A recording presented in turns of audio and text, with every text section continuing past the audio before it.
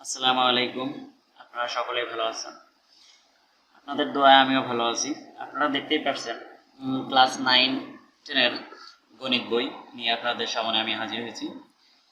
আপনাদের নিয়মিত আমি গণিত বই থেকে 13 অধ্যায়ের অঙ্কগুলো করাবো, ধারার অঙ্ক। দেখেন এই 13 অধ্যায়ের অঙ্ক 5 নাম্বার 13.1-এ 5 নাম্বার অঙ্কটি রয়েছে এখানে। আমি আগে থেকে উঠায় রাখছি। 2 - 5 - 12 - 19 ধারাটির সাধারণ অন্তর এবং 12তম পদ নির্ণয় করতে হবে। চলুন করা যাক।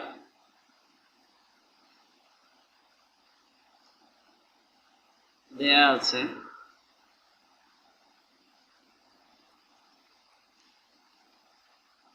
ধারাটির প্রথম পদ a equal to 2, এবং সাধারণ অন্তর d equal to দ্বিতীয় পদ বিয়োগ প্রথম পদ। এখানে দেখেন ধারাটির প্রথম পদ a equal to 2, এটা হচ্ছে প্রথম পদ, এটা দ্বিতীয়, চতুর্থ, এভাবে ধারাবাহিকভাবে পদ থাকবে। এই সাধারণ অন্তর নির্ণয় করতে হলে এখানে দ্বিতীয় পদ থেকে প্রথম পদ বিয়োগ করতে হবে। আবার যদি দ্বিতীয় পদ নির্ণয় করতে চান তাহলে তৃতীয় পদ থেকে দ্বিতীয় পদ বিয়োগ করতে হবে, এভাবে নির্ণয় করতে হবে।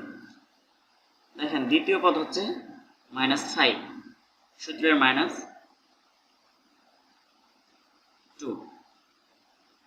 -5 প্লাস মাইনাসে কি হয় -2, এখান থেকে 7। এখানে আমরা কি পেলাম? সাধারণ অন্তর কি পেলাম? সাধারণ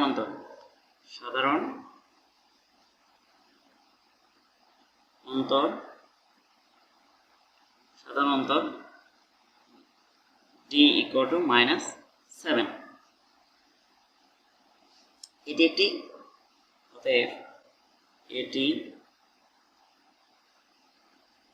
একটি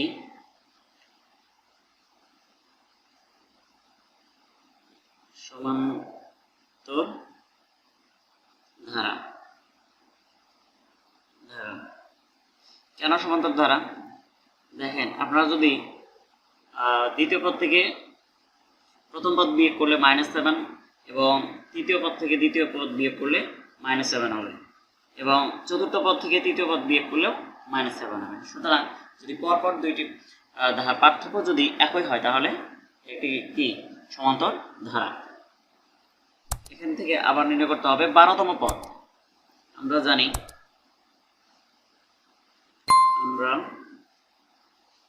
জানি n-তম পদ equal a plus n-1 into d।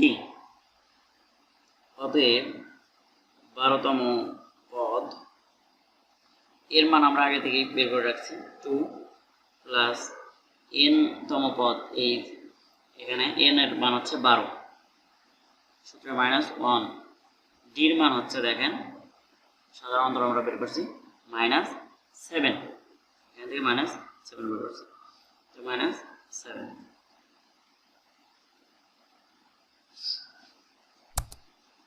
2 plus এখান থেকে 12 থেকে এখানে হবে কি 11 গুণন -7,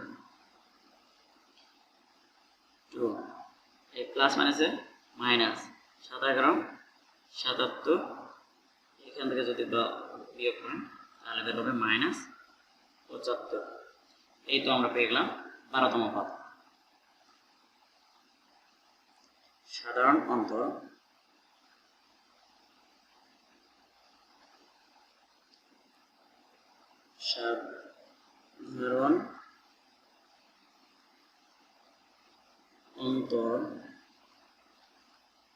-7 -7 এবং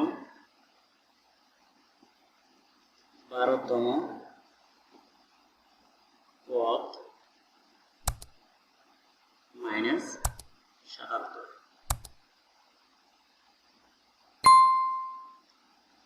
আজকে এই পর্যন্ত।